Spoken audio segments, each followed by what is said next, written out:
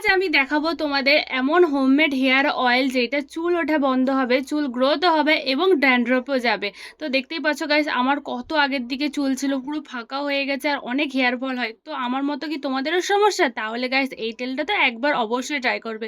তো আমি এখানে ফার্স্টে প্যানে নারকেল তেল, সরষের তেল, তারপরে দেবো কালো জিরে, জবা পাতা, আমলকি, পেঁয়াজ, আদা, লবঙ্গ আর শিকাকাই দিয়ে ভালো করে ফুটে নিয়ে ঠান্ডা করে একটা কাঁচের বোতলে স্টোর করে নেব। তারপরে গাইস তেলটা দেওয়ার আগে আমি ভালো করে চুলটা আঁচড়ে নেব, কারণ তেল দেওয়ার পর আর চুল আঁচড়াবো না।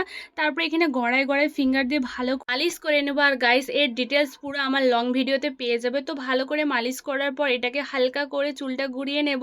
আর গাইস এটা আমি 2 ঘন্টা রাখার পর শ্যাম্পু করে নেবো, আর তোমরা নিজেরাই রেজাল্টটা দেখতে পাবে কতটা সিল্কি স্মুথ হয়ে গেছে। দেখতেই পাচ্ছ আমি এখানে কম করছি, আমার একটাও চুল উঠছে না, ভীষণই সুন্দর হয়ে গেছে। আর কি কি করলাম অবশ্যই নেক্সট মিনি ব্লগে দেখে নেবো। তো আজকের মতো বাই।